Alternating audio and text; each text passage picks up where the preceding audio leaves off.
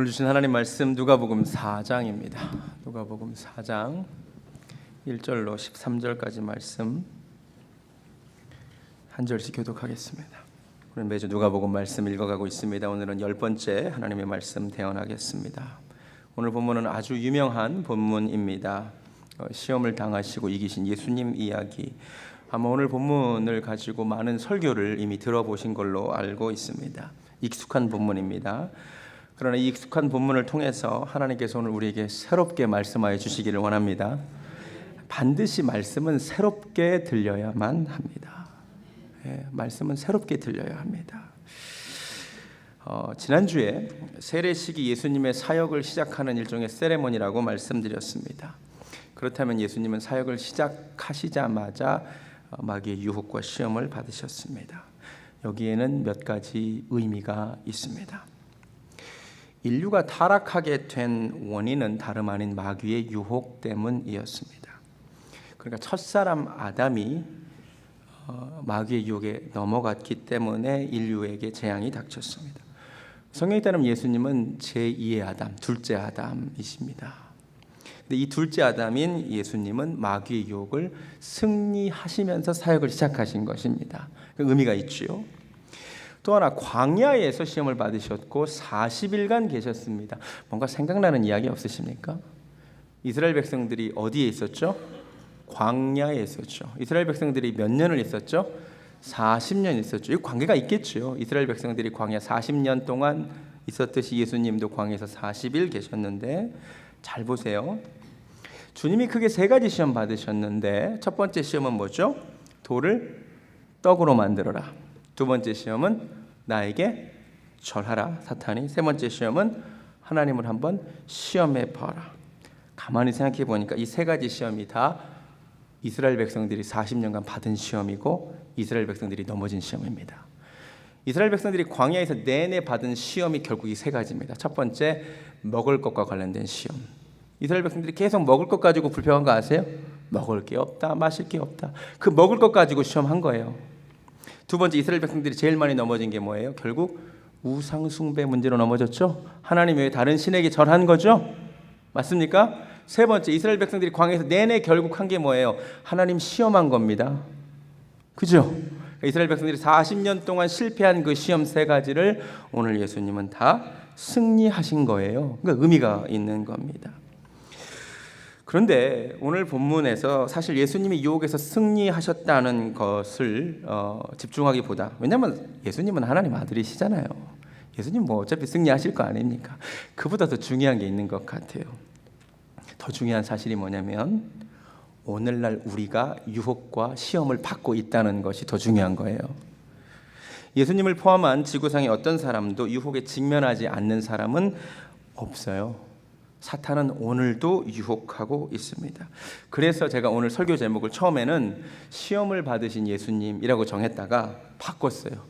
유혹 그리고 유혹자. 왜냐하면 이 말씀을 통하여 오늘 우리를 넘어뜨리려고 하는 유혹자의 실체를 알아야 되고 유혹의 그 본질에 대해서 알아야 되기 때문입니다. 오늘 말씀을 통하여 제가 10가지 말씀드릴 거예요. 무려 10가지 유혹에 대한, 유혹자에 대한 10가지 잘 들으시기 바랍니다. 첫 번째, 유혹의 본질 말씀드리겠습니다. 첫 번째, 적으세요.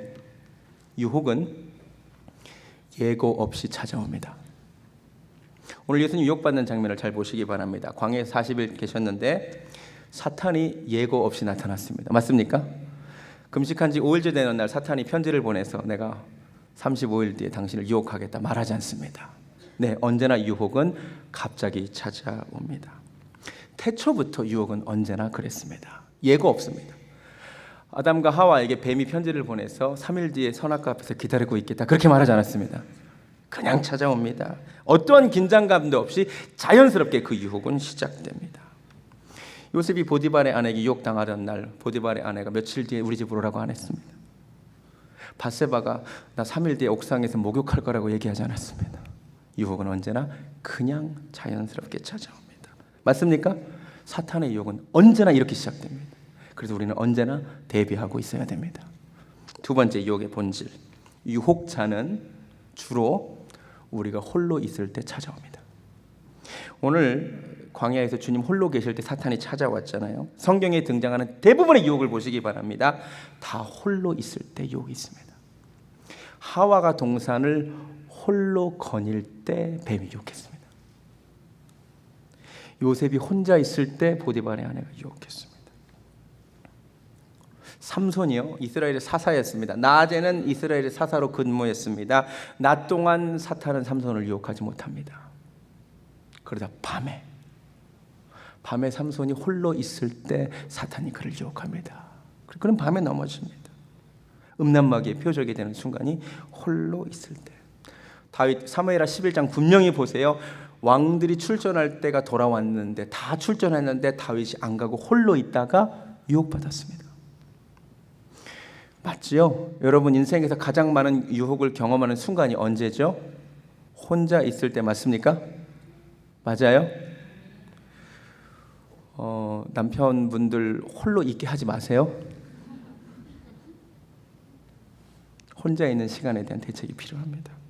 세 번째, 유혹으로부터 자유로운 환경은 없습니다. 유혹자는 에덴 동산에도 있었고 광야에도 있습니다.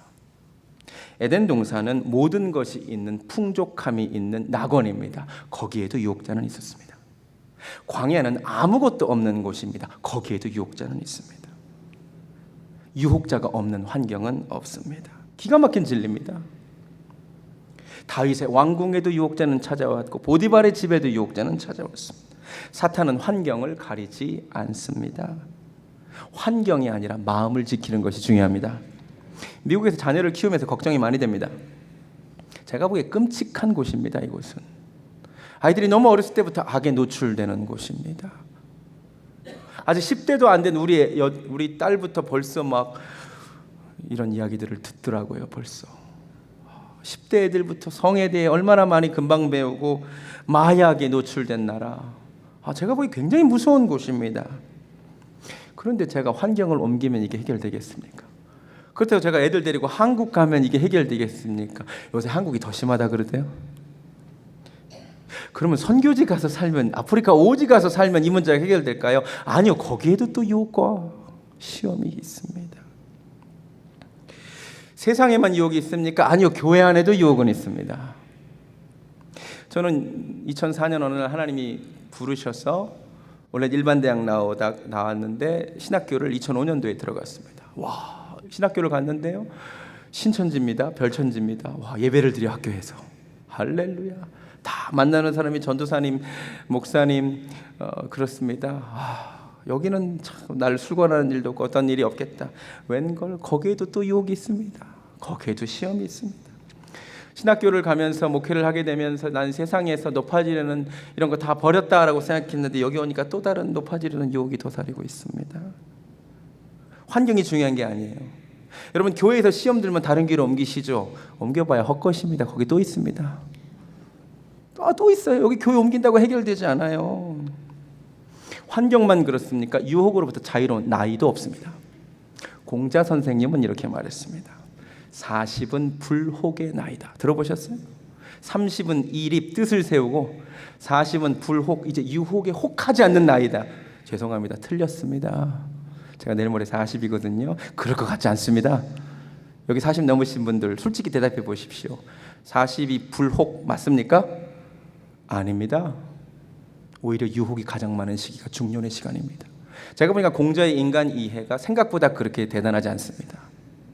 성경이 말하고 있는 인간 이해가 훨씬 더 정확합니다. C.S. 루이스가 쓴 스크루테이프의 편지라는 책이 있습니다. 스크루테이프라는 악마가 새끼 악마에게 어떻게 인간들을 유혹해야 되는가를 악마의 입장에서 쓴 책입니다. 탁월한 책입니다. 거기에 이렇게 쓰여 있습니다. 사람은 중년이 되면 악마의 유혹에 적기가 된다. 공자의 말과 정반대예요. 왜냐하면 지루하고 무미건조한 시간들이 중년의 시간들이기 때문이다. 젊은 날의 사랑과 희망은 하나씩 사라지고 곤경은 일상사가 된다. 그리고 이제는 다반사가 되고만 유혹의 패배로 인한 저항 없는 무기력한 좌절감, 그들의 삶 가운데 만들어 놓은 활력 없는 시무룩한 얼굴이 드러내는 무의미의 시간들, 그리고 누군가를 향한 것인지조차 알 수 없는 애매한 분노들, 이 모든 것들은 사람의 영혼을 지치게 만들 수 있는 절호의 기회다. 그래서 악마가 보기에 중년이 가장 유혹의 적기라는 거예요. 공감이 되세요? 저는 공자의 말보다 이 말이 맞는 것 같아요. 중년의 풍요로움을 즐기는 자 역시 우리의 유혹에 아주 쉽게 넘어간다. 왜? 그가 세상을 얻은 것이 아니라 세상이 그를 얻었기 때문이다. 세상의 힘이 그를 지배하기 때문이다. 명사들과의 사귐과 많은 사람들을 다스리는 지위와 일에 몰두하게 된다. 이 세상은 참으로 살만한 곳이고 산다는 것은 꽤 좋은 것이지라고 생각하는 사람만큼 우리가 유혹하기 쉬운 사람도 없다. 이렇게 말합니다. 중년만 그렇겠습니까? 공자는 30대에 이립, 40은 불혹, 50은 지천명이라고 그랬습니다. 60은 이순, 귀가 순해지고 70은 종심소욕 불유구라고 했습니다. 성경적은요 20대도 유혹에 떼고 30대도 유혹에 떼고 40대도 유혹에 떼고 50대도 유혹에 뗍니다. 그게 성경적인 것입니다. 마음 지키시기 바랍니다. 네 번째, 사탄의 유혹. 사탄은 인간의 기본적이고 자연적인 욕구를 소재로 사용합니다. 그리고 그 자연스럽고 정상적인 욕구를 비정상적인 방법으로 취하라고 속삭입니다. 잘 보세요. 사탄이 사용하는 소재는 다 정상적인 것들입니다. 오늘 예수님이 40일 금식하시고 배고프셨습니다. 식욕은 자연스러운 것입니다. 맞습니까? 그런데 배고픈 예수님께 그 식욕을 어떻게 유혹하느냐? 정상적이지 않은 다른 방법으로 돌을 떡으로 만듦으로써 그거를 취해도 좋다라고 말합니다. 그렇게 하라는 것입니다. 맞아요? 정상적인 것을 비정상적인 방법으로 채우라. 그래도 괜찮다. 오늘 유혹의 양상이 이와 똑같습니다. 사탄이 사용하는 도구들은 다 기본적인 것이고 자연스러운 것입니다. 성욕, 하나님 주신 선물입니다.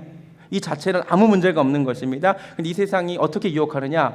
그 정상적이고 자연스러운 성욕을 자연스럽지 않은 방식으로 취해라. 그래도 괜찮다. 깨달아지십니까? 깨달아지세요? 하나님께서 부부관계에 허락하신 이 즐거움을, 이 질서를 넘어가서 취해도 괜찮다. 남자와 여자 간의 이 자연스러운 결합 넘어가서 남자와 남자도 괜찮다. 여자와 여자도 괜찮다. 짐승은 왜 안 되냐? 요새 수간도 문제입니다. 하나님의 창조 질서를 너의 욕구를 충족하기 위해 깨도 좋다. 즐겁기만 하면 된다. 맞아요? 명예욕, 인정받고자 하는 싶고 사람의 자연스러운 욕망입니다. 그런데 사탄은 이거를 비정상적인 방법으로 취해도 좋다라고 말합니다. 깨닫는 은혜가 있기를 바랍니다. 다섯 번째, 사탄은 우리의 약점을 파고듭니다. 마귀가 예수님께 한 첫 번째 유혹을 다시 보시기 바랍니다. 40일 금식하신 뒤에 배고픕니다. 그때 이 배고픔을 가지고 시험합니다. 깨달아지세요? 사탄은 우리의 약점을 정확하게 알고 있습니다. 약한 부분을 건드립니다. 그래서 유혹은 절대로 호락호락하지 않습니다. 사탄은 그래서 맞춤형으로 공격합니다. 삼손의 약점이 무엇입니까? 그의 약점은 여자입니다. 그의 약점이 이미 들릴라 만나기 전에 만천하에 드러났습니다. 사사기 한번 가보시겠습니다. 사사기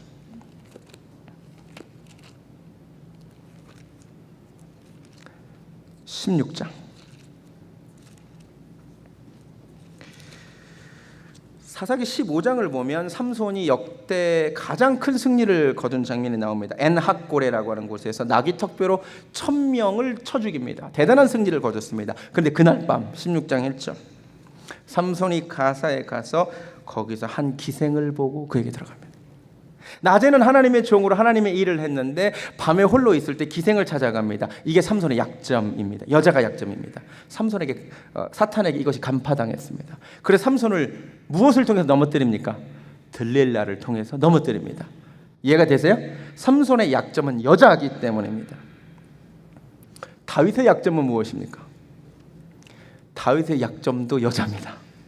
사무엘하 11장에서 다윗이 넘어지기 전에 이미 성경이 다윗의 약점이 있음을 폭로합니다. 사무엘하 5장 한번 가보시겠습니다. 사무엘하 11장 전에 5장부터 다윗의 문제가 나옵니다.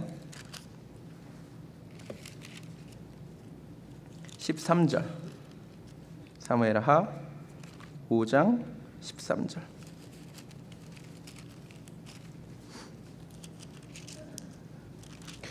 다윗이 헤브론에서 올라온 후에 예루살렘에서 처첩들을 더 두었으므로 이렇게 나옵니다. 다윗이 왕이 되자마자 제일 먼저 한 일이 뭐냐면요, 여러 여자들을 자기의 첩으로 삼습니다. 처음에 미갈만 아내 하나였는데 미갈과 헤어지고 난 다음에 아비가일도 아내로 삼고 또 다른 여인도 아내로 삼고 계속해서 처첩들을 둡니다. 다윗의 여자 욕심이 끝이 없습니다. 결국은 이미 다른 사람의 아내가 된 미갈까지 뺏어옵니다. 이걸 성경이 다 폭로합니다. 다윗의 약점도 여자입니다. 그래서 다윗을 사탄이 무엇으로 넘어뜨리느냐? 역시 여자로 넘어뜨립니다. 맞춤형 공략입니다. 사울은 여자가 약점이 아닙니다. 사울의 약점은 시기와 질투입니다.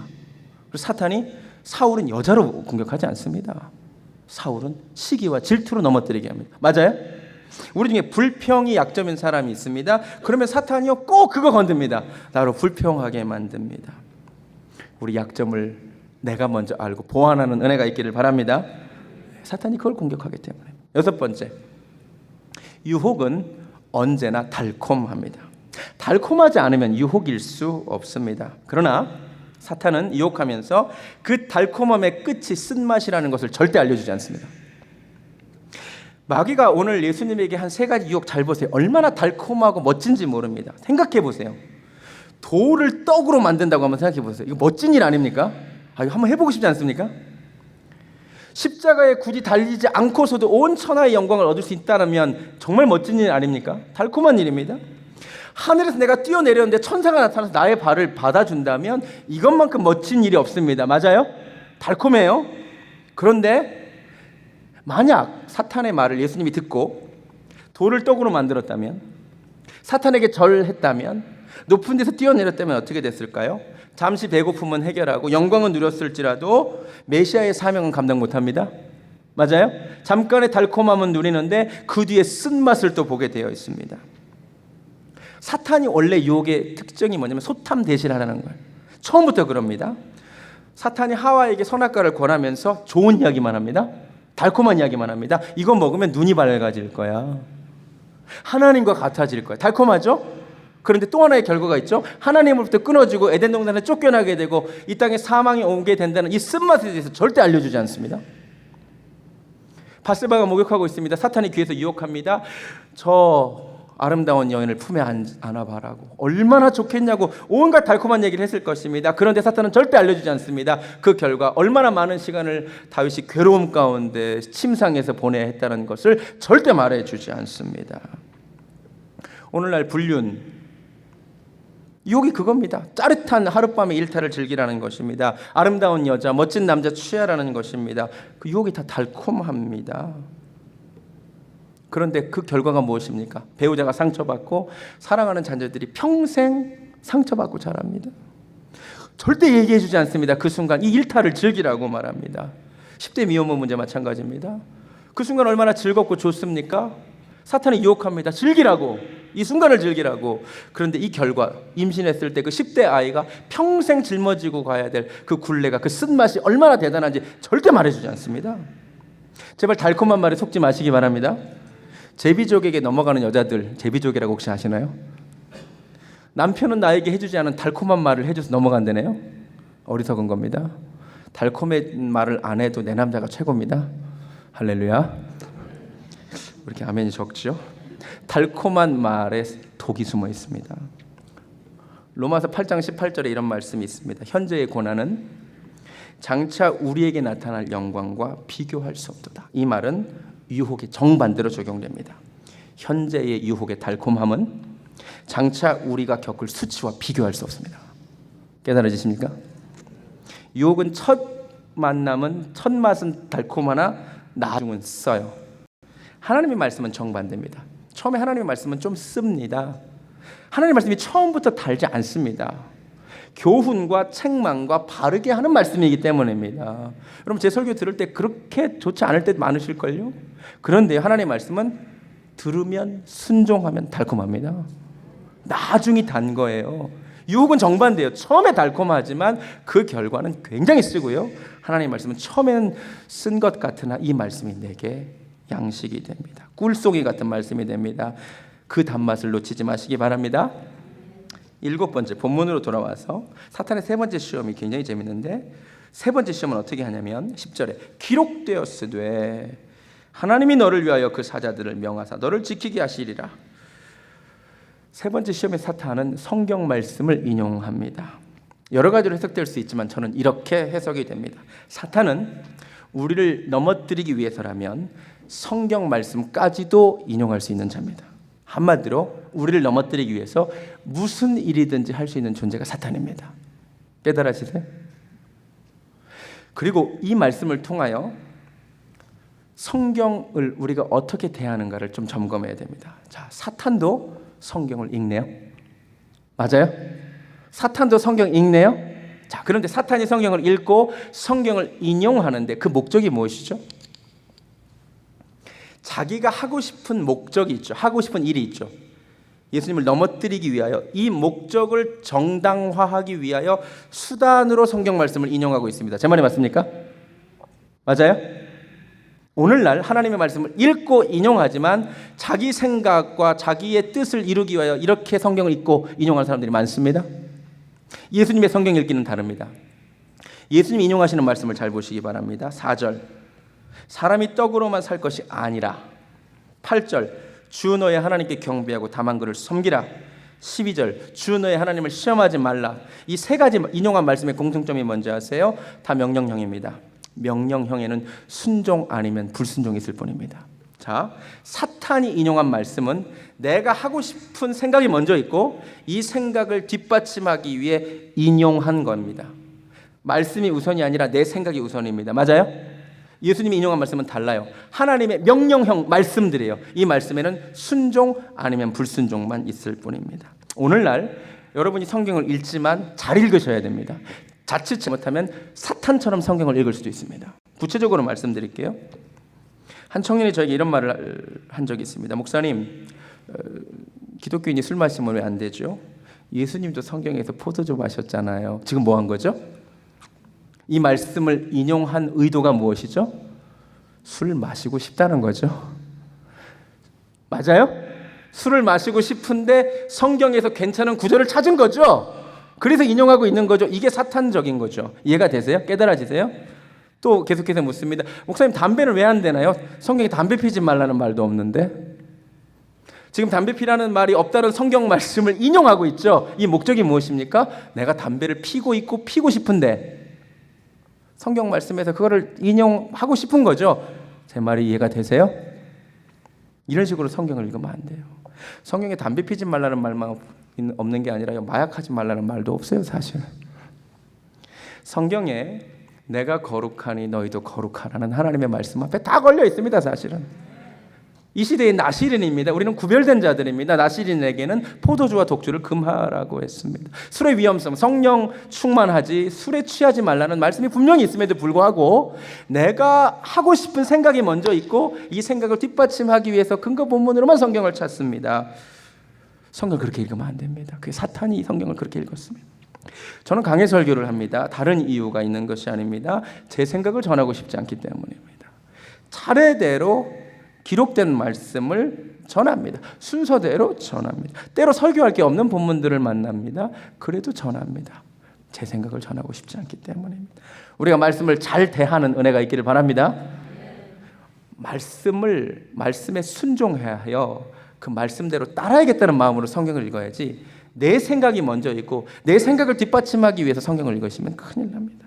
8번째, 기억하시기 바랍니다. 마귀가 유혹하지만 마귀가 할 수 있는 것은 사실 유혹뿐입니다.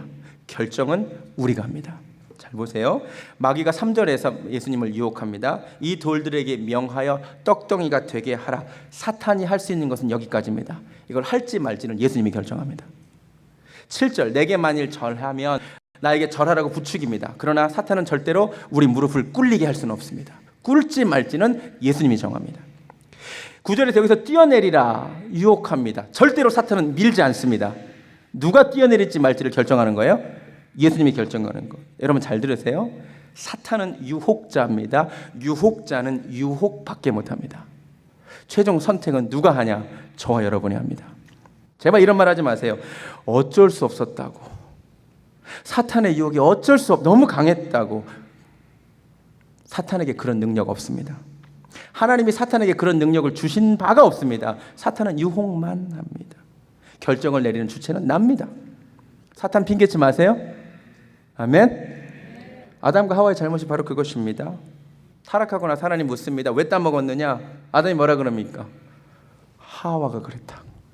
하와 때문에 어쩔 수 없었다. 결정은 누가 했는데? 내가 먹었잖아. 하와에게 묻습니다. 너 왜 먹었냐? 뱀이 나를 유혹했다고. 자기가 먹어놓고. 하나님이 그 핑계를 받으세요? 안 받으세요? 안 받아주세요. 여러분, 다윗이 하나님 앞에 가서 밧세바가 하도 요염하게 유혹해가지고 이게 문제가 되니까 하나님이 그 말씀 안 받아주세요. 결정은 누가 해요? 다윗이 한 거예요. 깨달아지세요? 선택에 대한 책임을 내가 지게 되어 있습니다.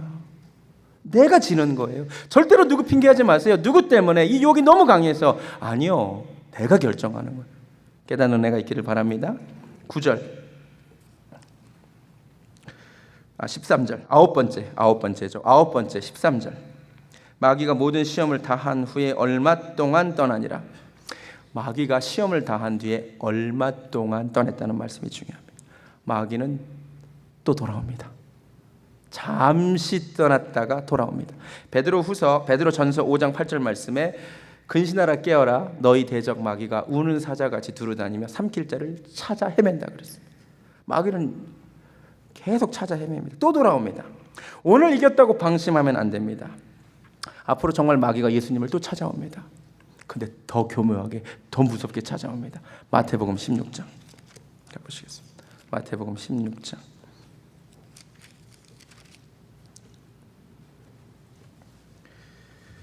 21절을 보면 예수님께서 내가 십자가에 달려 고난을 당하게 될 것이다 라는 말씀을 하십니다.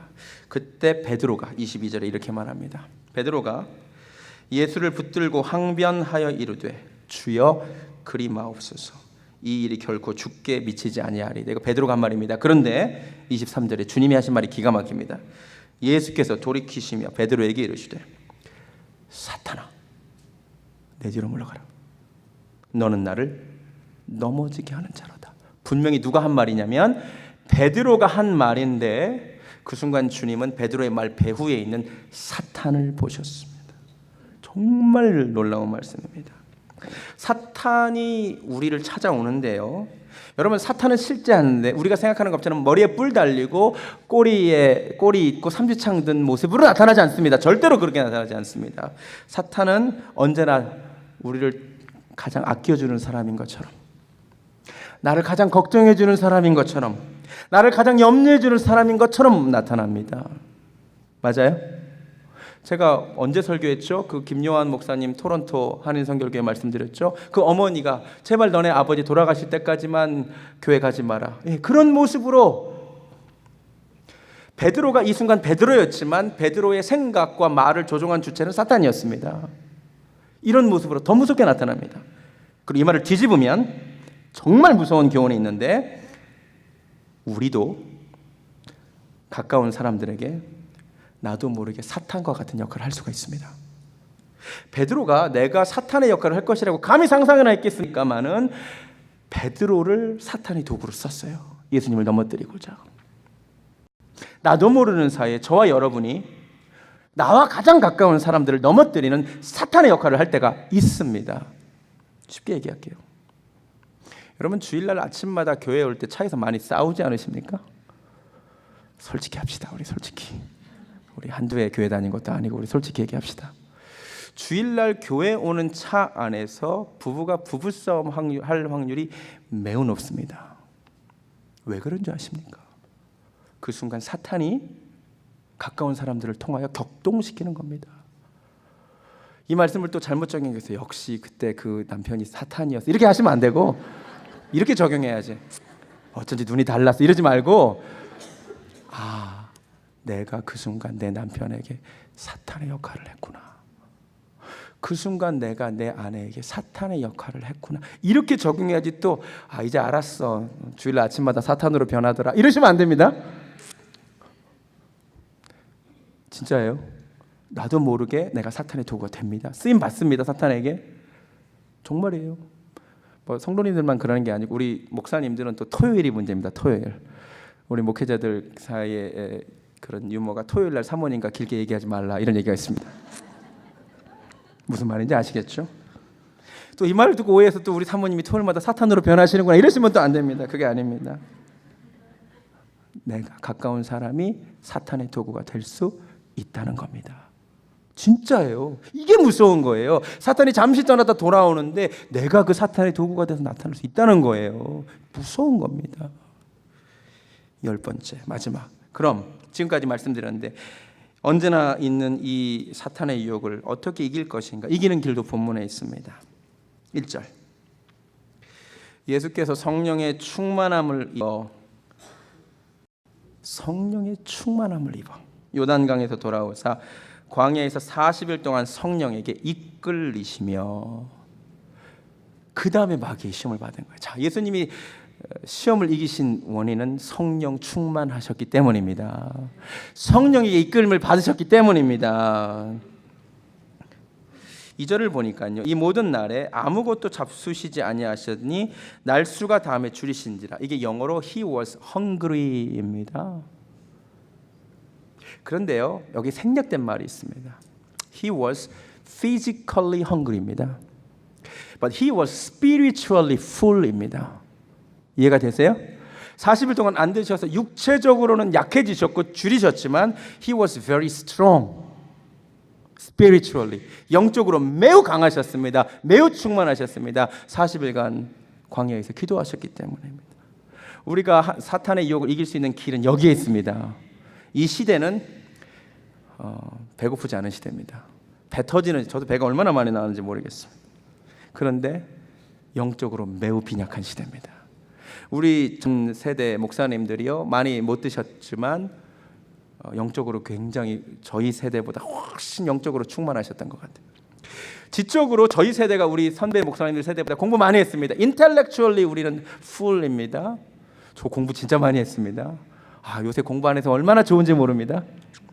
그런데요 옛날 우리 목사님들 저처럼 공부 많이 하지 않았지만 훨씬 더 영적인 파워가 있으셨습니다. spiritually full, strong. 여러분 성령 충만을 위하여 기도하시기 바랍니다. 성령 충만해야 마귀의 유혹을 이깁니다.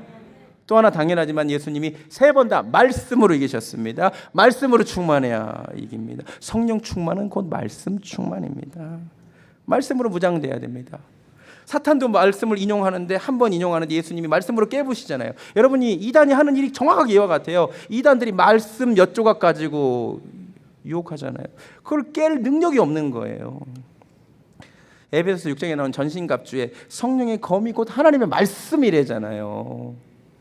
말씀 읽으시기 바랍니다. 또 하나 정말 중요한 이유가 있습니다. 성령 충만하셨고 말씀 충만하셨기 때문에 이기셨지만 또 하나 더 중요한 이유가 있습니다. 그리고 그건 놀랍게도 제가 오늘 아침에 사실 깨달았는데 사탄이 한 말에 비밀이 숨겨져 있습니다.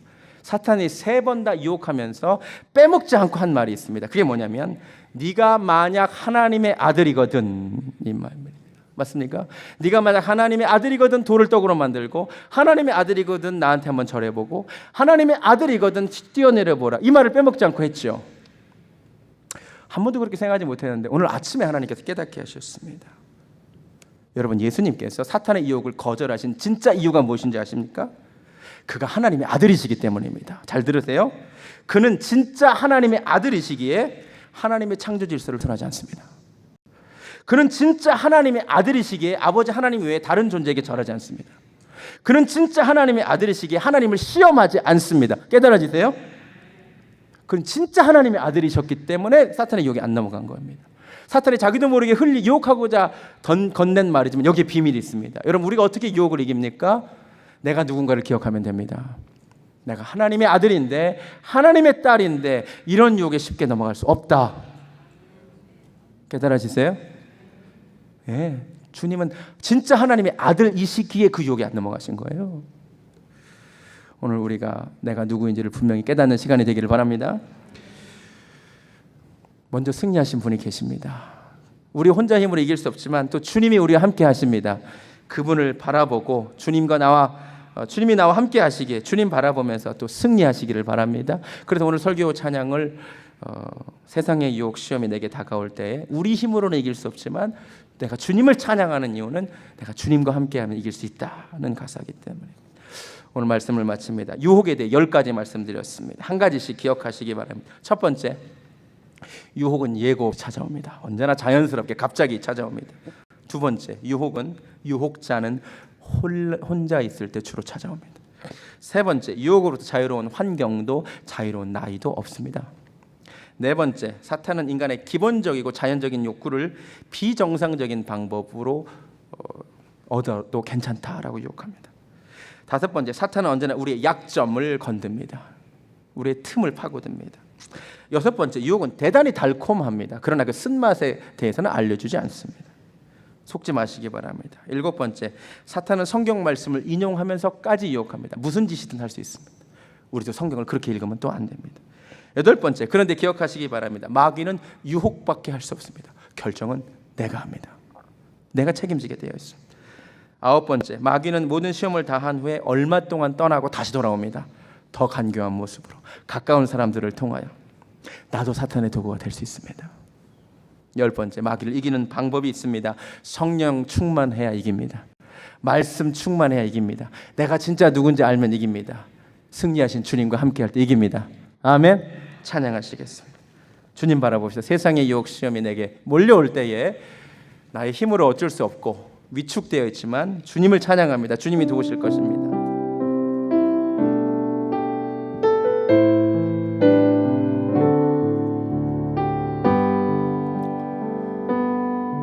세상의 유혹 시험이 내게 몰려올 때에 나의 힘으로 그것들 모두 이길 수 없습니다. 우리는 거대한 폭풍 가운데 위축된 나의 영혼 어찌할 바를 몰라 헤매이고 있을 때 주님을 찬양합니다. 주를 찬양 손을 들고 찬양 전쟁은 나에게 속한 거다. 주님이 나를 충만케 하셔야 됩니다. 주를 찬양 손을 들고 찬양 전쟁은 하나님께 속한 것. 거짓과 속임수로 가득 찬 세상에서 거짓과 속임수로 가득 찬 세상에서 어디로 갈지 몰라 머뭇거리고 있네. 공중의 권세 잡은 자 지금도 우리를 유혹합니다. 실패와 절망으로 넘어뜨리려. 그래서 내가 주님을 찬양할 뿐입니다. 주를 찬양 손을 들고 찬양 전쟁은 나에게 속한 거다. 손을 들고 찬양합니다. 주를 찬양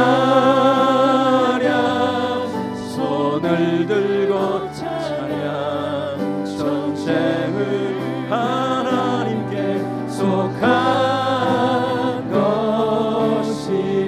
우리 시간 함께 기도합니다. 성령 충만해야 이깁니다. 주님 감사합니다. 어둠을 드러내시고 우리를 유혹하는 실체를 알게 하시니 감사합니다. 하나님 아버지, 예수님을 시험한 사탄이 오늘 또 우는 사자와 같이 두루다니며 삼킬 자를 찾는 이때에 하나님, 우리가 유혹자의 그 전략을 알았사오니 아버지 기필코 승리하게 하여 주시옵소서. 성령 충만한 자들 되게 하여 주시옵소서. 말씀의 검이 준비되게 하여 주시옵소서. 내가 누군지 알아야 됩니다. 나는 하나님의 자녀입니다. 나는 그런 유혹에 넘어갈 수 없습니다. 승리하신 주님 바라봅니다. 한 주간 동행하여 주시옵소서.